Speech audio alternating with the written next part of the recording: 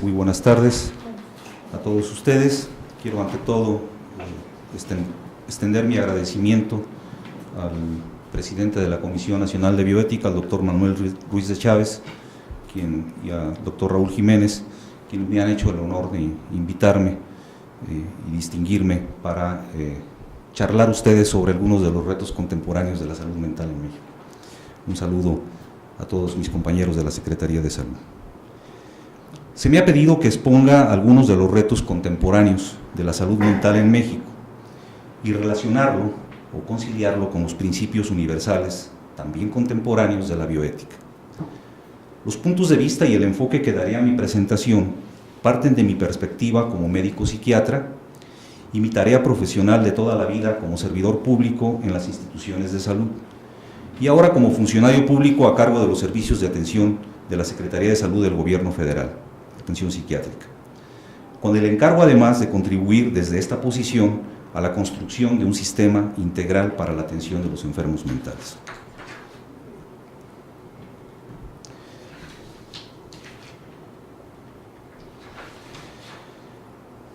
La psiquiatría es la especialidad médica que conoce y trata los trastornos mentales. Su objeto de estudio es la mente. Definir y entender la mente ha sido objeto de atención histórica de filósofos, teólogos y algunos científicos naturalistas. La medicina, a través de la psiquiatría, se hace cargo formalmente del estudio de la mente y las enfermedades mentales hace apenas unos 250 años, cuando por fin la mente se ubica dentro del cuerpo y, por ende, dentro del cerebro, porque ni siquiera cuando la mente ha sido ubicada en el cuerpo, ha sido en el cerebro. Todavía tenemos términos como histeria, que viene de hísteros, de útero, y que atribuye al movimiento del útero las manifestaciones conductuales de la histeria, por ejemplo, ¿no? La mente se manifiesta en complejas conductas, que bien pueden ahora sí atribuirse, por ello, al origen anímico, según de donde se parta el análisis. Por ello, a través de la historia, la principal discusión ha sido ubicar la mente, ya sea en el alma o en el cuerpo, recientemente en el cerebro. Descartes intentó resolver la dualidad. ¿Y cómo creen que intentó resolverla? Pues aceptándola, la dualidad, es decir, ok, la mente es alma y es cuerpo. La dualidad sigue presente hoy día e intentamos resolverla a partir de que la ciencia, como decía el maestro Ramón de la Fuente, avanza en la dirección de restaurar la unidad de la mente y el cerebro, y en ese proceso transforma las enfermedades mentales en cerebrales sin que por ello dejen de ser mentales. Entonces, la definición contemporánea de nuestro objeto de estudio sigue siendo una dualidad. ¿Qué decimos? Pues que la mente es finalmente el conjunto de funciones cerebrales superiores que se expresan en conductas como la conciencia, la orientación, la atención, el lenguaje, el pensamiento, la sensopercepción, la afectividad, el juicio, las memorias y la inteligencia. Sin embargo, aparece la psique, como bien lo señalaba mi queridísimo maestro, el doctor José Luis Patiño y Rojas, un fenomenólogo existencialista, un gran psiquiatra del siglo XX. La psique es el contenido de la mente, tiene que ver con lo íntimo, lo subjetivo y lo experiencial. Se encuentra indisolublemente ligado a la mente. Sin embargo, no se puede explicar ni su composición ni funcionamiento con las mismas leyes neurobiológicas con las que se explica la mente. Para ello deben construirse nuevos marcos teóricos, que es el asunto que hoy compete a la psicología. Entonces tenemos la mente estudiada desde el punto de vista neurobiológico y tenemos la psique indisolublemente ligada a la mente para estudiarla desde el punto de vista psicológico.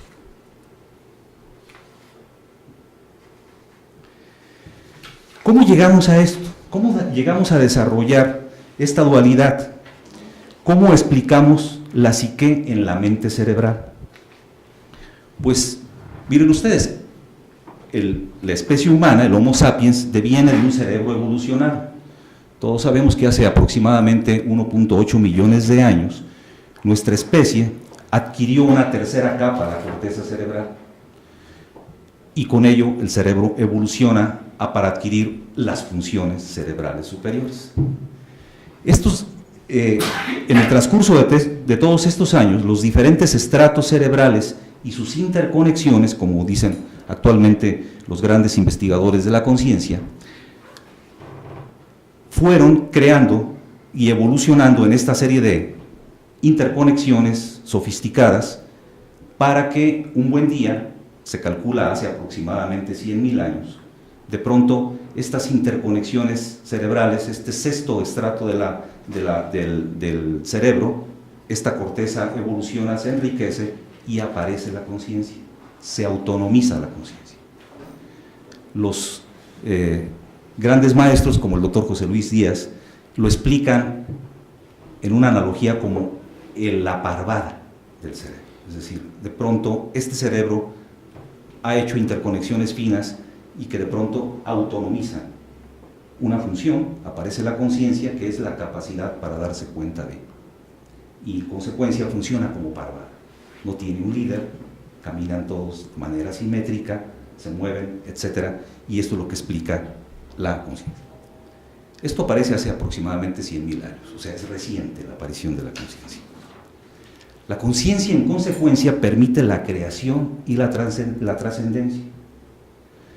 Esto explica la formación de las civilizaciones, cómo se van enriqueciendo, ¿sí?, en el transcurso de una generación a otra, porque se hereda no solamente la interconexión fina cerebral, sino también lo que va creando la conciencia y a su vez va retroalimentando. Por eso, aunque apenas han pasado 100.000 años, somos diferentes en nuestra conciencia al hombre de Neandertal, que es el que aparece entonces con la conciencia, y cada día se ve más evolucionado. Del Neandertal a Steve Jobs, pues hay una gran diferencia de la conciencia, o sea, cómo va heredando todo esto. Esto explica la formación de las civilizaciones, pero también, para el caso que nos va a ocupar el resto de la charla, explica la angustia existencial. Al darnos cuenta tenemos que aparece la angustia por la finitud, es decir, me doy cuenta de que soy finito como individuo, que no era, que soy y que voy a dejar de ser, y por consiguiente aparece como el castigo de tener conciencia, el miedo a la muerte, que no tienen el resto de los animales y demás. Y el otro gran miedo ancestral es el que, al darme cuenta de que tengo el control sobre mis propios pensamientos, sobre mis propias conductas y sobre la naturaleza, mi mayor temor es perderlo. Y entonces aparece el otro gran miedo ancestral, que es el miedo a perder el control, que se traduce en el miedo a la locura, en el miedo a enloquecer, ¿sí? Para resolver el miedo a morir, hemos creado las religiones. Para resolver el miedo a enloquecer, como no está, ni lo vamos a poder resolver, ¿qué pasa desde entonces hasta la fecha? Que cuando nos damos cuenta que estamos perdiendo el control, lo negamos. Y cuando cuando observamos que otros seres están perdiendo el control o lo han perdido, nos recuerdan que también lo podemos perder nosotros y lo rechazamos. Entonces eso explica. Definitivamente es un miedo ancestral que no se va a quitar.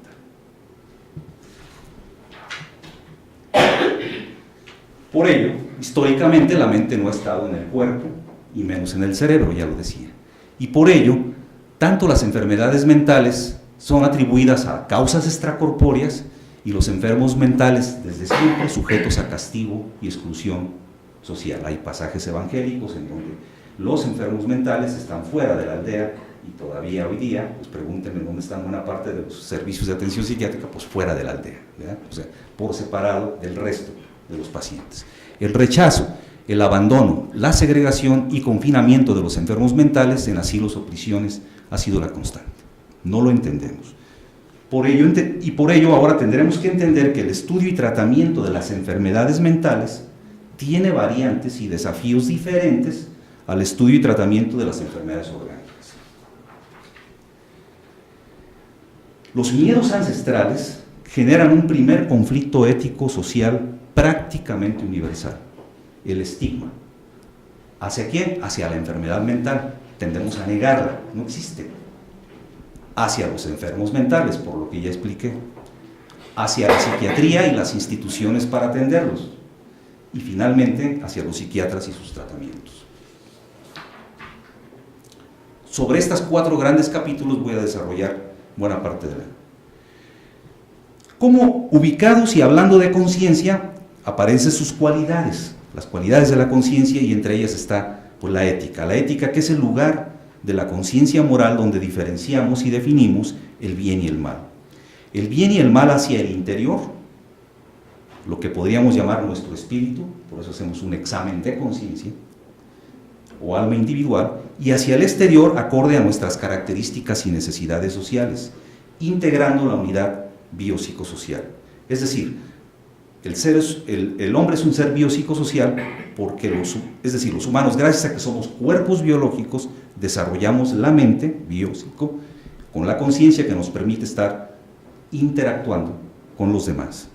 Para ser hay que nacer de una madre, y para permanecer hay que establecer una relación diferentemente complementaria a los demás y a lo demás. Esta es la unidad biopsicosocial. La bioética, que es la aplicación de la ética a las ciencias de la vida, es un referente moderno fundamental para la protección de los derechos humanos. Ahí lo integramos. Bueno, no les voy a decir a los amigos de la Comisión de Bioética cuáles son los 4 principios universales consensados por la bioética, que al aplicarlos en la medicina y ciencias naturales garantizan el respeto total de los derechos humanos de los pacientes, que como veremos, e insisto, tienen desafíos especiales a la hora de tratar enfermedades y enfermos mentales. La autonomía, la no maleficencia, la beneficencia y la justicia, perfectamente conocidos por todos ustedes. Pero también decir que desde los años 70 se ha analizado el estudio formal de la ética en psiquiatría, convirtiéndose en una nueva disciplina, considerando el papel del terapeuta, la naturaleza de la enfermedad mental y el medio cultural religioso en el que conviven paciente y terapeuta. No digo que la medicina no tenga estos elementos también para el estudio de las enfermedades, pero en nuestro caso tenemos que enfocarlo de manera muy insistente desde esta perspectiva. Desde la segunda mitad del siglo XX, los espectaculares cambios en la psiquiatría llevan a considerar algunos asuntos éticos particulares de la disciplina.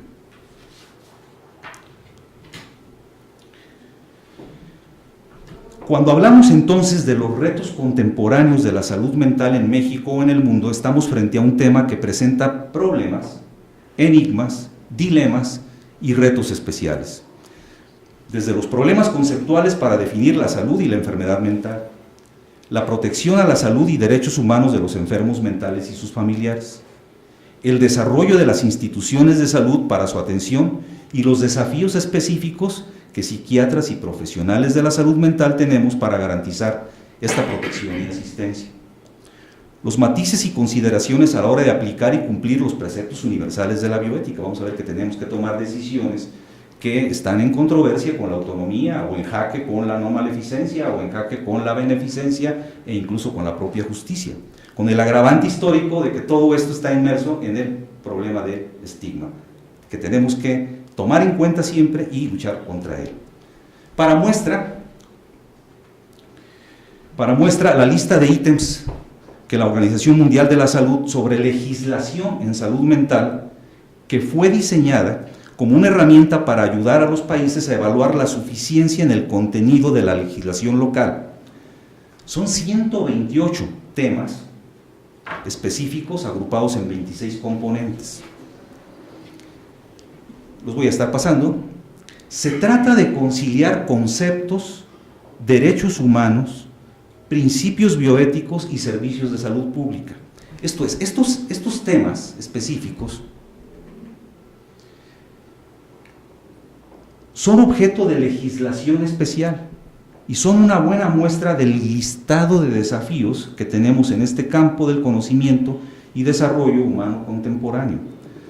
Son apartados especiales que se requieren o que van más allá y además de las constituciones políticas generales de los países que consagran garantías y derechos generales individuales, leyes generales de salud y cartas universales de derechos humanos. Es decir, además de la Ley General de Salud, que debe de contemplar estos temas, además de la Constitución política, tenemos que legislar o atender problemas específicos en este campo que voy a retomar más adelante.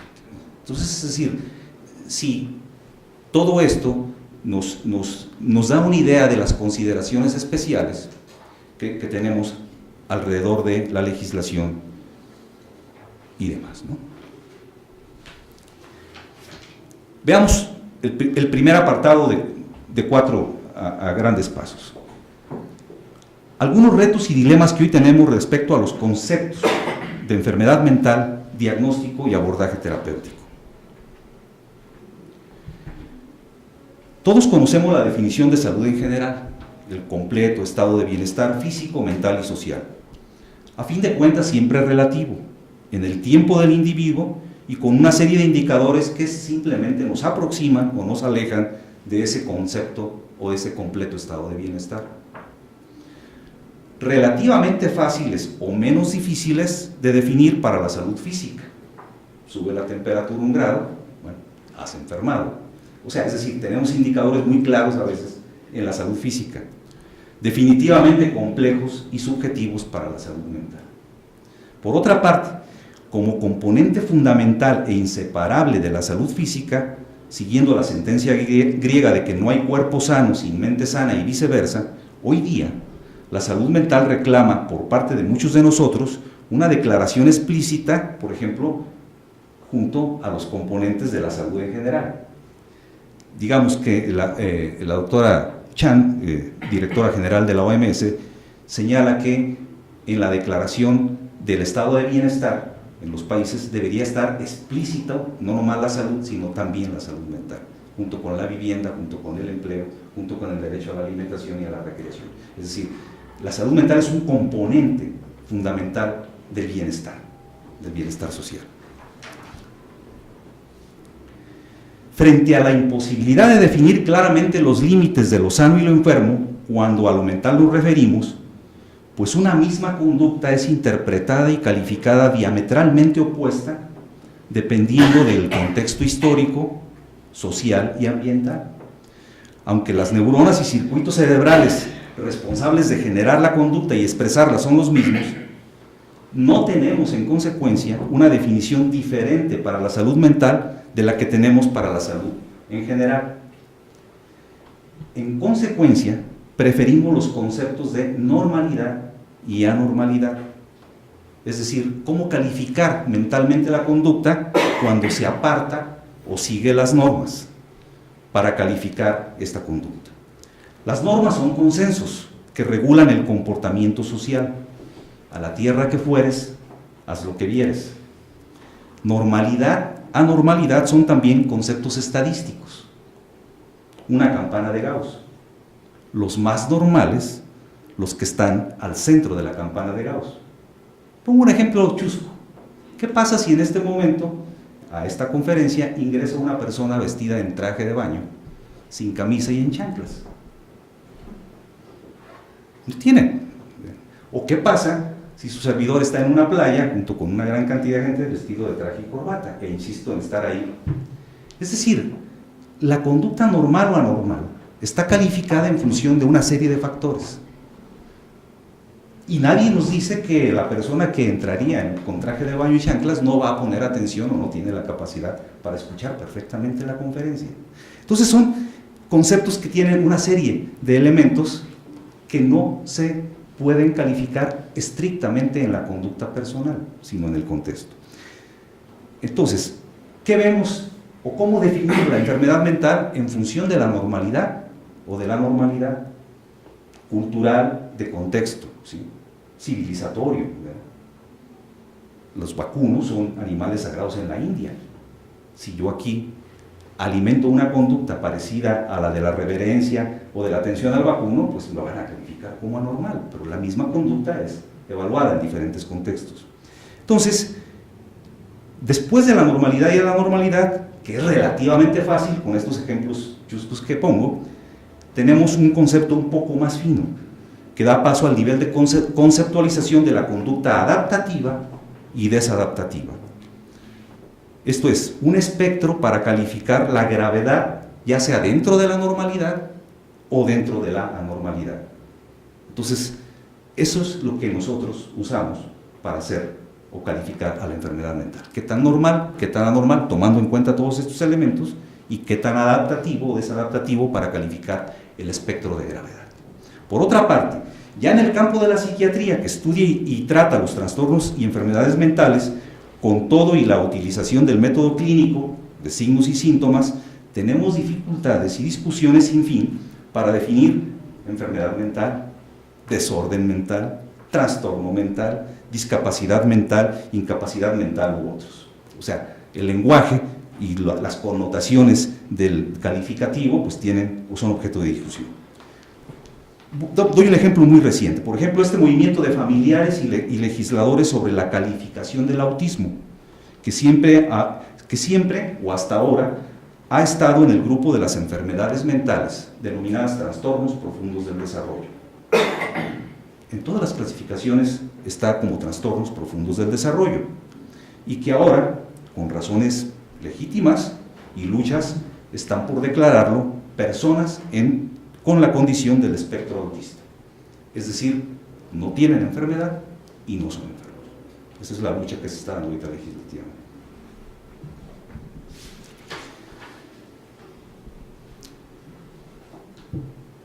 El diagnóstico psiquiátrico se organiza alrededor de dos ejes epistemológicos distintos.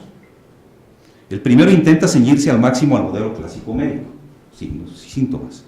El segundo, para construir modelos comprensivos que salven la dificultad principal de la psiquiatría, que es la objetivación de lo subjetivo. ¿Por qué? Porque lo que vemos son síntomas subjetivos, muy difíciles de comprobar, y signos conductuales, como los acabo de ejemplificar. Entonces siempre estamos en medio de esta dicotomía entre qué es lo normal y patológico a la hora de calificar simplemente un signo o síntoma. Hasta qué grado, por ejemplo, el peligro, el temor, la ansiedad es necesaria para incluso funcionar en cierto grado en las actividades cotidianas, o hasta qué grado conductas sobreadaptadas operativas, eficientes y normativas se pueden catalogar como normales.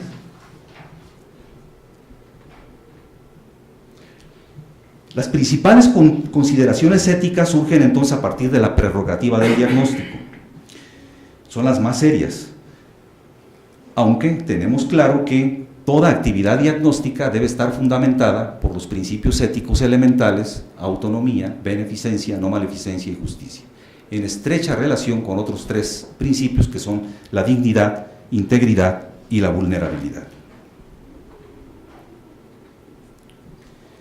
La psiquiatría como especialidad médica utiliza el método clínico para realizar diagnóstico.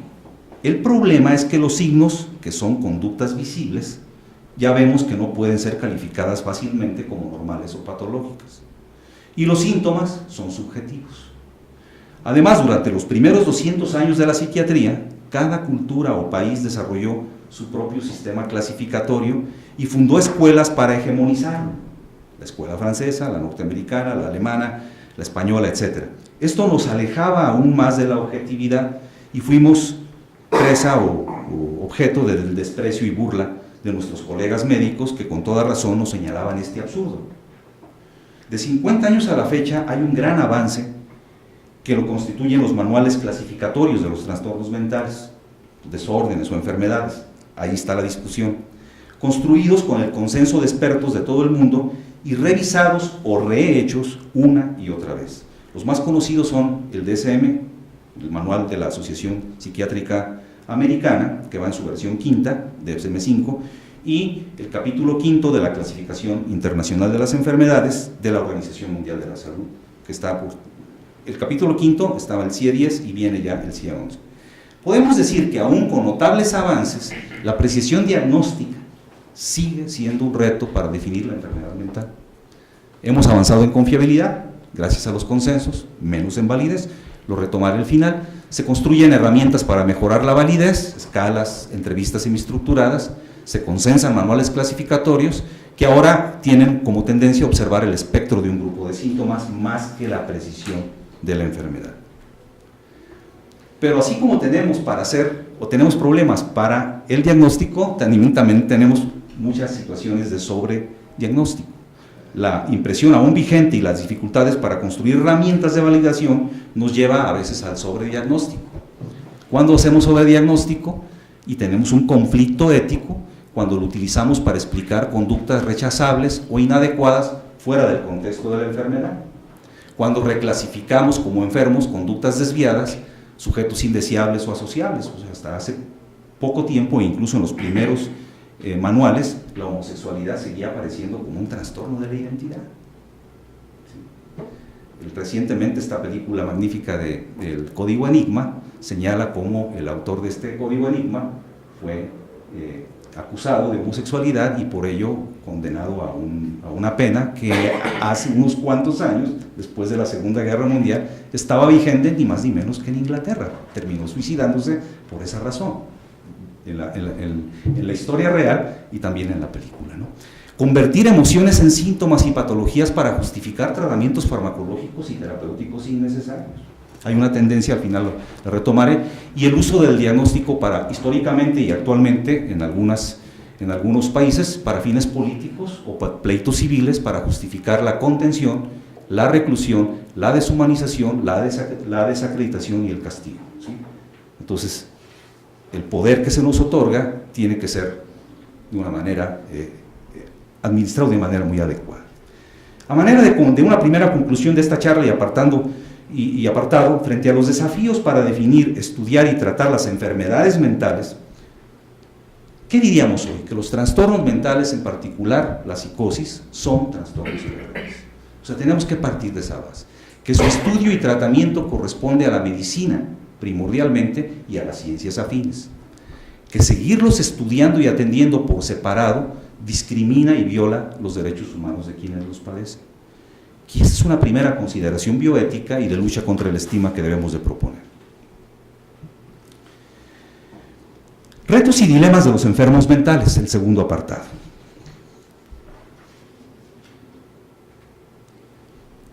Ahí tenemos algunos de los temas que están tomados de estas propuestas de legislación y que tienen que ver con todos nuestros desafíos a la hora de atender enfermos mentales con toda esta situación de estigma que tenemos. Lo primero que tenemos que hacer es entender la relación médico-paciente, que no es especial o muy especial en el contexto de la psiquiatría. La relación médico-paciente es esencial y piedra angular en la medicina de cualquier especialidad y en las profesiones afines, enfermería, psicología, trabajo social, etc.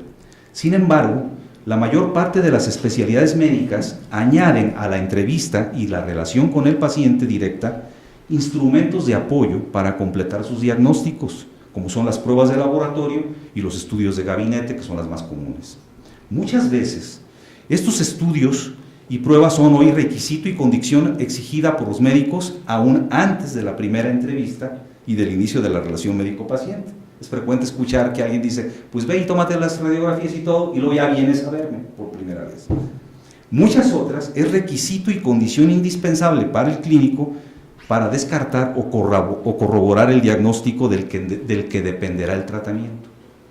Con todo y los muchos avances que tenemos en la psiquiatría, nosotros seguimos teniendo en la entrevista y la relación médico-paciente nuestra única herramienta para conocer los signos y síntomas de la enfermedad mental y conocer a través de la relación médico-paciente a nuestro enfermo.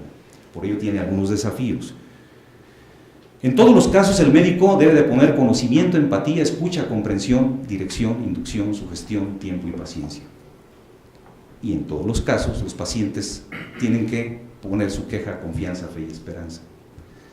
Pero en el caso nuestro los pacientes exponen además su intimidad y su vulnerabilidad.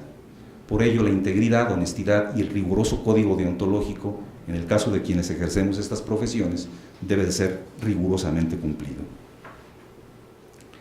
Y veamos, un primer dilema de la atención a los pacientes es la evaluación de la autonomía. El psiquiatra tiene que valorar el estado mental de otros y emitir un juicio. Con mucha frecuencia se nos pide eso, lo cual implica gran responsabilidad porque puede suponer una estigmatización de por vida o porque el diagnóstico conduzca a una pérdida legal de la libertad. Además de la dificultad de precisar los límites entre normalidad y anormalidad. Entonces, siempre estamos evaluando la conducta de la autonomía. Entonces tenemos que ser expertos en la evaluación de la capacidad autonómica que puede.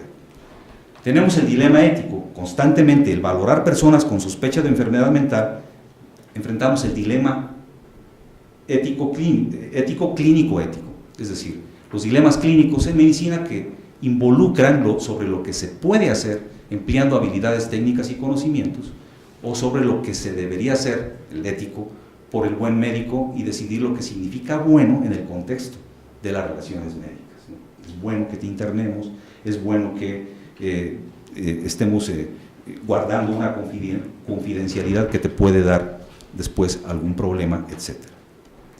¿Cómo resolvemos? ¿O qué instrumentos tenemos? Autonomía significa libertad frente a las coacciones externas y la presencia de una facultad crítica ejemplificada por la comprensión, la intencionalidad y la capacidad de tomar decisiones voluntarias. El consentimiento informado es la materialización de este derecho. Podría parecer que un psiquiatra no puede imponer legítimamente un tratamiento a una persona con alteraciones mentales que no sea peligrosa, pero tampoco puede aceptar un consentimiento para su tratamiento como si fuese autónomo. Entonces, hoy día, para disminuir en lo posible las violaciones a los principios de la bioética de la autonomía, no maleficencia y justicia, el consentimiento informado se convierte en una herramienta muy importante y obligada para los siguientes casos. Para el tratamiento, el internamiento voluntario. Se le pide a los pacientes que firmen consentimiento informado. Para el consentimiento de tutores para otorgar poder sobre pacientes que no protesten, es el término que se utiliza, que es el paciente pasivo porque no tiene la capacidad para decidir, ya sea permanente o temporal, pero que no se opone al tratamiento. Internar, por ejemplo, a algún menor o alguna persona con retraso mental. Para aceptar el estudio de determinantes de la enfermedad, pruebas genéticas, consejo genético, etc. Para tratamientos especiales, terapia electroconvulsiva y psicocirugía, por ejemplo. Y para la investigación clínica y experimental de la enfermedad mental.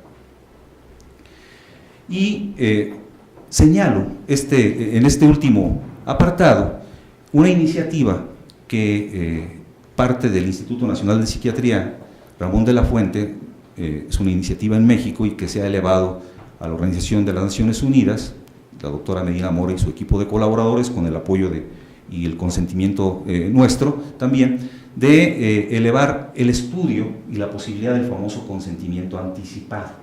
Es decir, hay patologías en donde el curso y la evolución de la enfermedad, pongo el caso de la enfermedad bipolar, por ejemplo, que tiene periodos con manía y periodos con depresión. En el caso de la manía, el riesgo que sufre por las conductas temerarias de cualquier tipo el paciente, por la agresividad que puede tener, por la posibilidad de regalar sus bienes y deshacerse de ellos y demás, pues requiere de cierta, en muchos casos, de la hospitalización, pero en el momento no tiene la capacidad para decidir autonómicamente sobre esta decisión, y entonces estamos explorando el estudio de un consentimiento anticipado.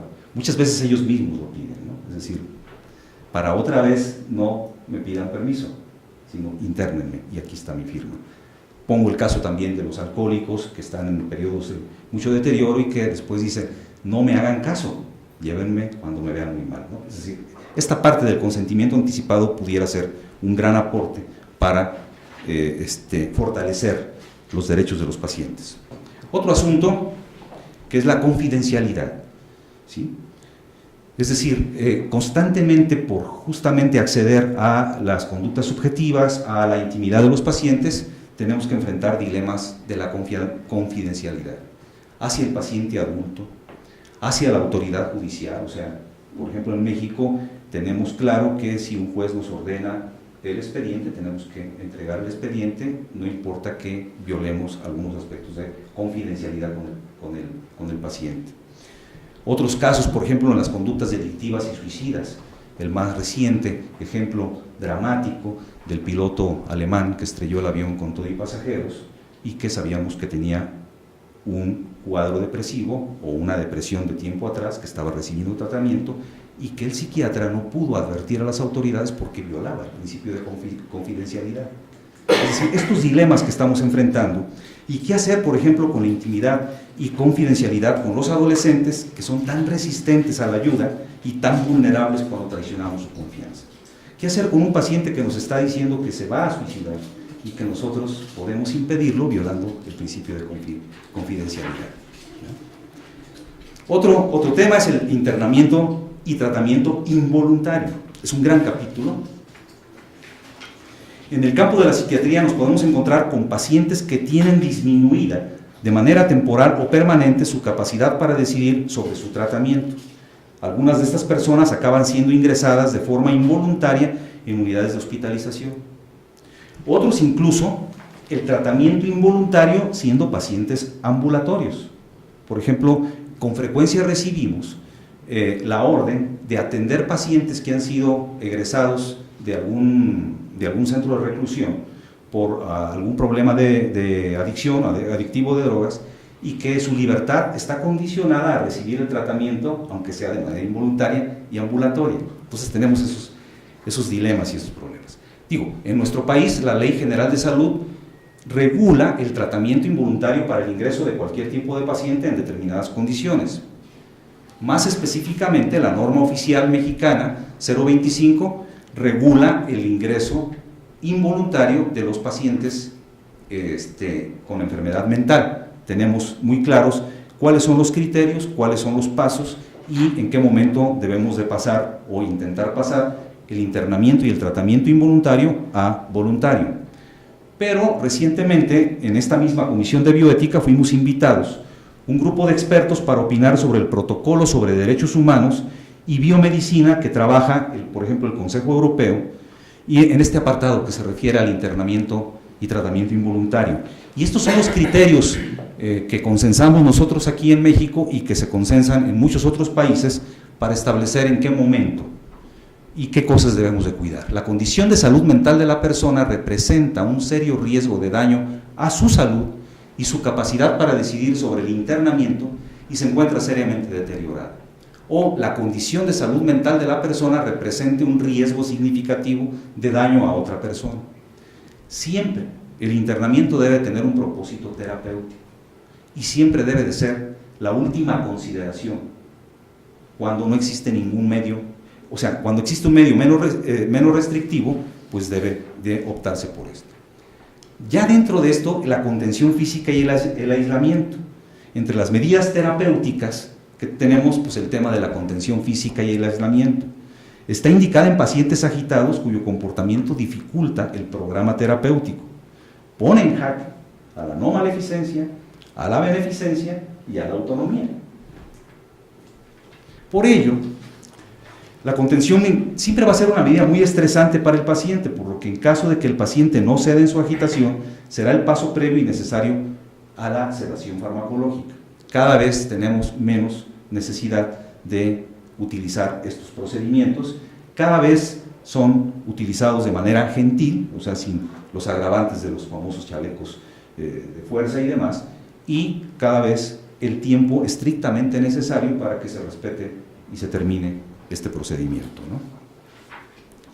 Otros aspectos, los que tienen que ver con nuestros enfermos mentales y la ley.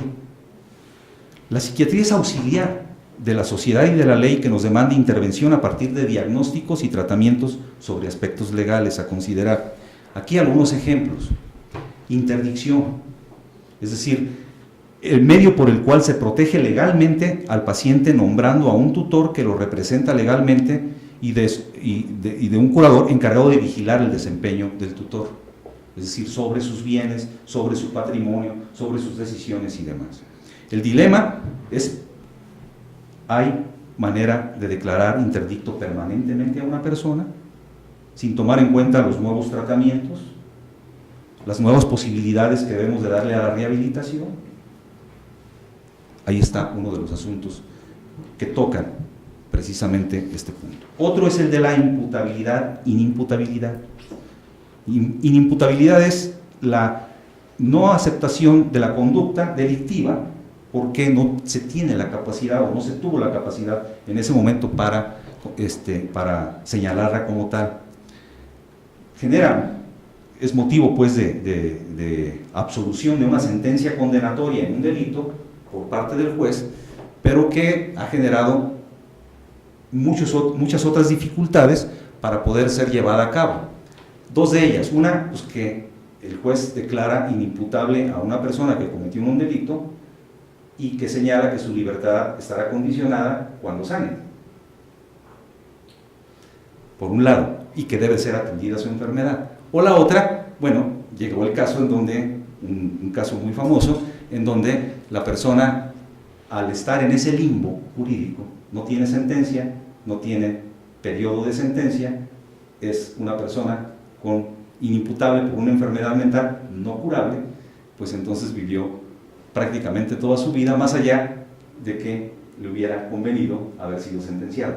Entonces ahora está esa disposición jurídica que debe de permanecer atendido y retenido en servicios de salud mental, ya sea hasta su mejoría y en ningún caso por arriba del tiempo que corresponda a una sentencia.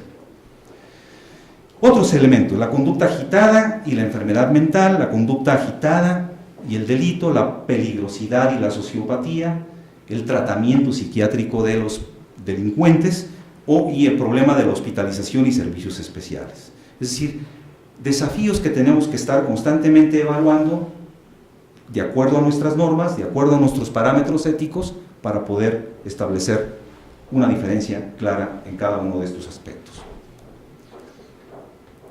Por ejemplo, el problema a resolver de los pacientes delincuentes. Con mucha frecuencia el juez establece que deben de permanecer retenidos en una institución psiquiátrica. Y entonces los egresan de la cárcel, nos los llevan a los hospitales psiquiátricos y nos aplican o nos asignan responsabilidades indebidas, no solamente para el tratamiento de la enfermedad, sino la custodia.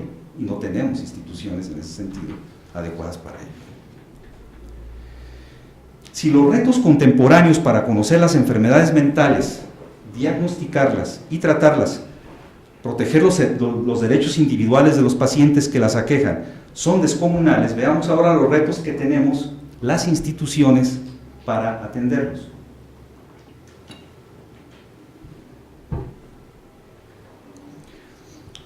El problema de la cobertura. Tenemos un sistema de atención fragmentado, esto lo conocemos muy bien, pero en el caso de la atención a la salud mental, en instituciones separadas del sistema de atención a la salud en general. Entonces construimos, por lo que ustedes quieran, gusten, por estigma, por decisiones, etcétera, un sistema de atención a la salud mental separado, paralelo al sistema de salud en general. Esto es un gravísimo problema de atención que tenemos. Luego, concentrado en hospitales psiquiátricos. ¿Sí? Nunca pensamos que las enfermedades mentales, como cualquier otra enfermedad, debían ser atendidas en el primero y en el segundo nivel. Entonces esperamos a la enfermedad grave para llevarla al hospital psiquiátrico. 3. El problema presupuestal histórico, ¿no? Es decir, el presupuesto para la salud mental hoy día, y esto que ha mejorado bastante, los esfuerzos se han hecho, es del 2% del presupuesto total de la salud. Y el 80% de ese pequeño presupuesto nos lo gastamos en los hospitales psiquiátricos. Y claro, porque es la infraestructura que hemos construido. No existe o es incipiente la infraestructura en el primer nivel y en el segundo nivel. Para colmo, los servicios, los pocos que hay, concentrados en las grandes ciudades. Los profesionales, aproximadamente somos 4,000 psiquiatras en todo el país. La recomendación de la OMS es que existan 20 por 100,000. Sí, perdón, 5 por 100,000. Entonces, es decir, estaríamos hablando de que se necesitan unos 6,000. No estaríamos tan alejados de la recomendación, porque en los últimos años se han hecho esfuerzos. Pero nos encontramos con una realidad: 2,500 y tantos vivimos en 3 ciudades. La Ciudad de México, Guadalajara y Monterrey. El 61% de los psiquiatras del país viven en 3 ciudades. La brecha de atención llega a ser de 14 años en promedio para algunas enfermedades, es decir, la aparición del primer síntoma y la primera vez que llega a ver un médico son 14 años. En algunos casos, como los trastornos de ansiedad, 30 años. Y el 80% de las enfermedades mentales, que no son sinónimo de locura, no son sinónimo de psicosis, muchos otros trastornos, los más prevalentes, la depresión, la ansiedad, el trastorno por déficit de atención en los niños, etcétera, no tienen ningún tipo de diagnóstico ni atención en este país. Es uno de sus grandes desafíos.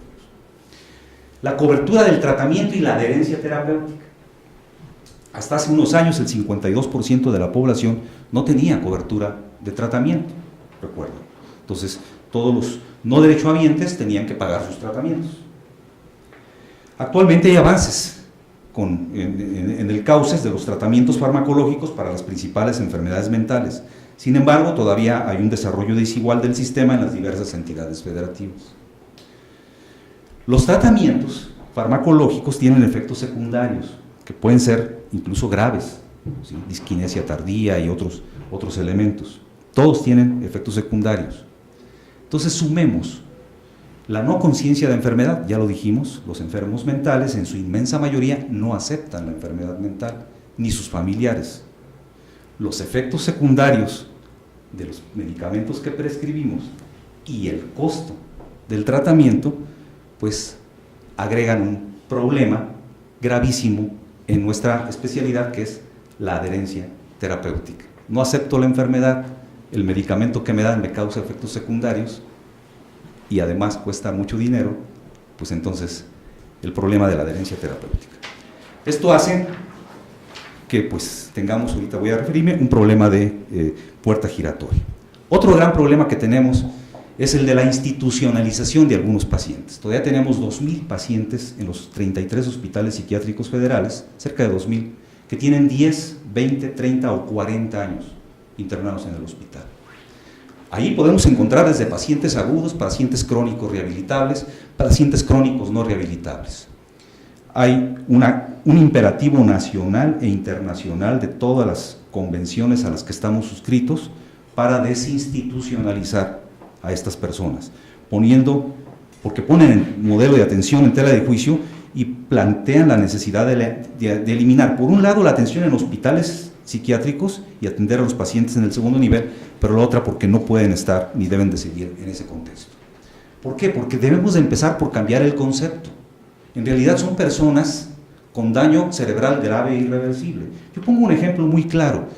Si yo tengo una ceguera permanente e irreversible, la única garantía de que nunca voy a volver a ver un especialista médico, pues es al oftalmólogo.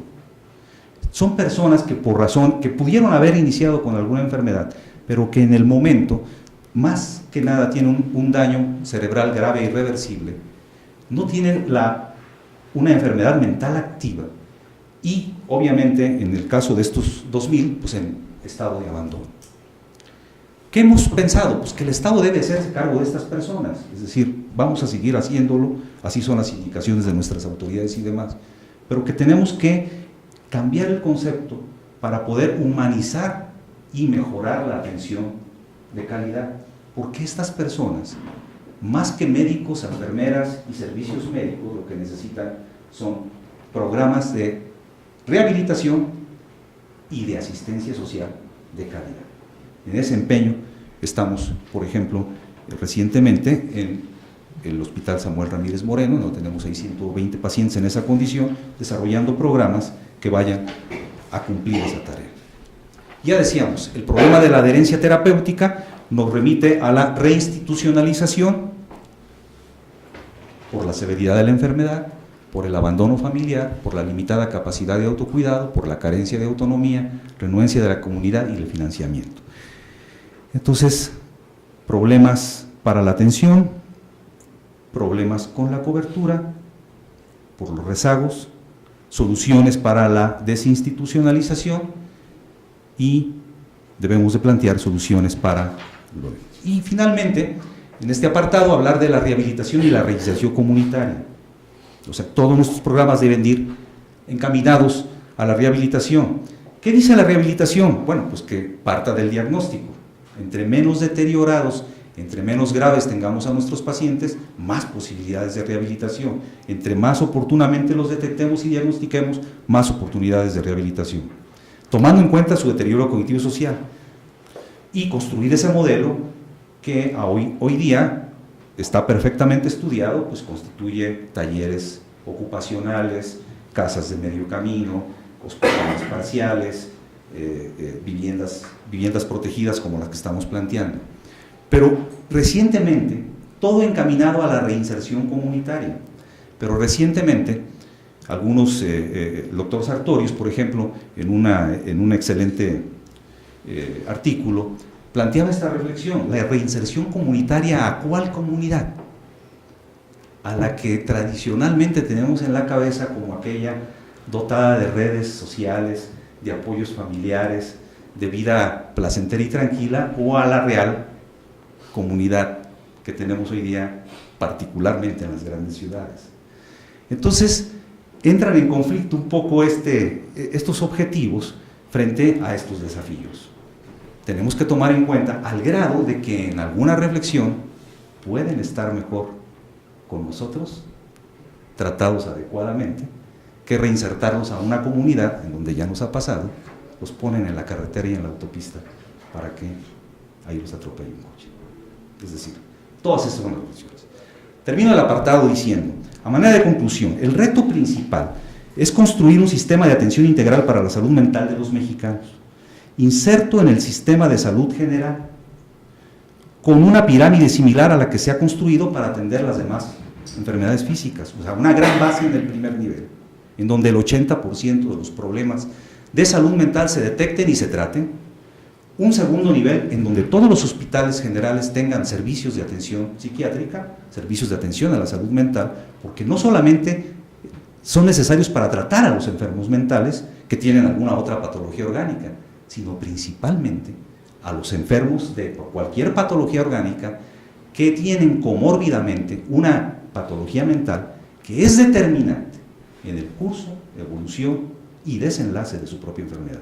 Son incontables los estudios de pacientes con infarto al miocardio que cuando tienen depresión se mueren más pronto que los que no tienen depresión. Entonces, es decir, tenemos que construir un sistema en donde las enfermedades mentales pues, sean tratadas como cualquier otra enfermedad y que de esa manera podamos integrar.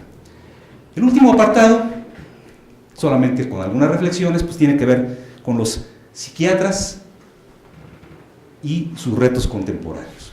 Hace algunos años, 4 o 5 años, el doctor Heinz Katching, un gran psiquiatra austriaco, publicó en la revista de la Asociación Mundial de Psiquiatría este interesantísimo artículo que se titulaba ¿Son los psiquiatras una especie en peligro de extinción?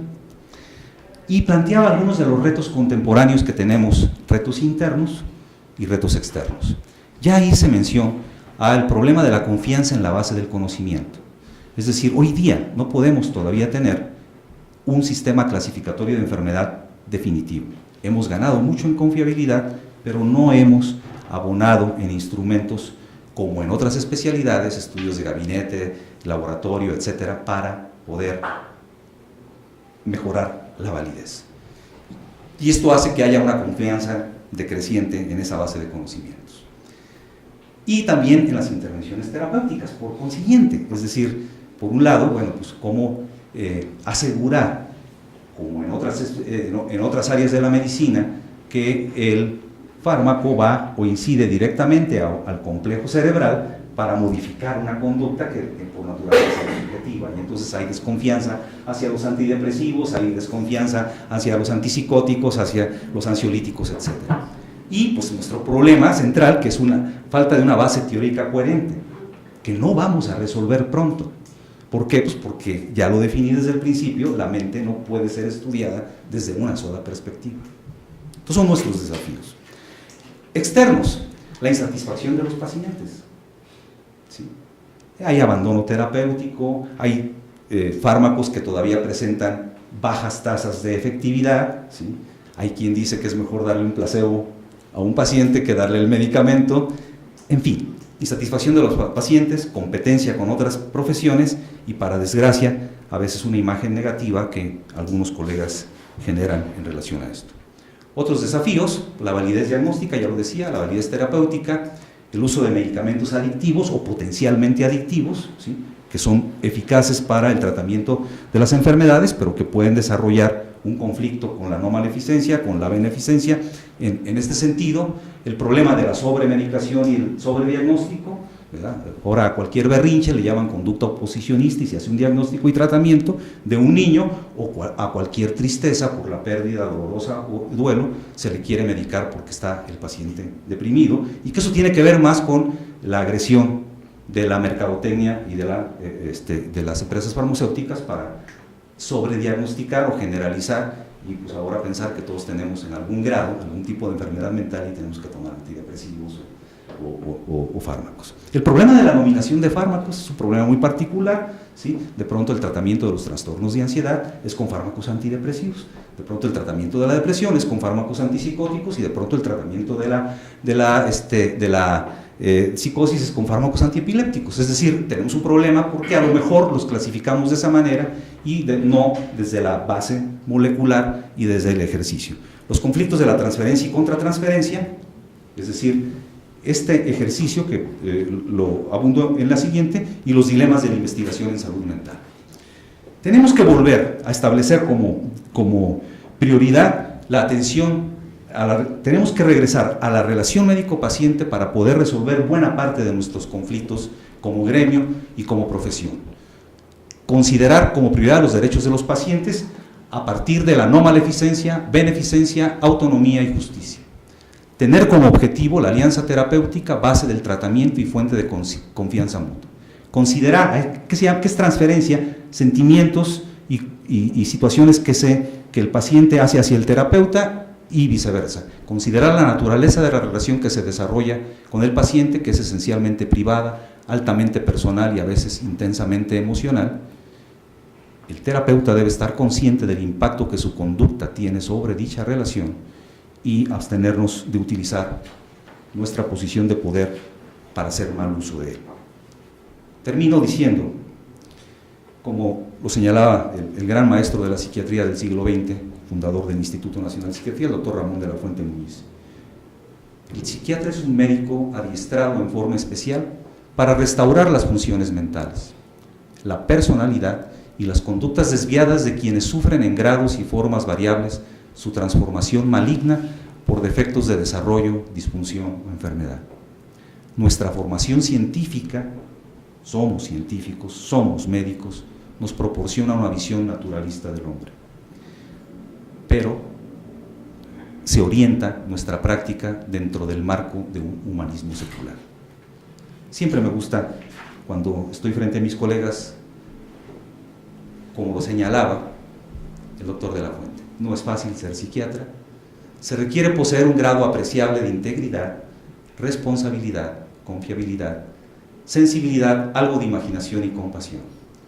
Jaspers, este gran psiquiatra alemán del siglo XIX, se refirió a esa rara combinación del escepticismo del científico y una profunda fe existencial.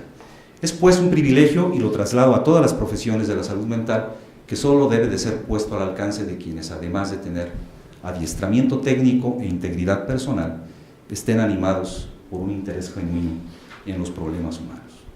Muchas gracias.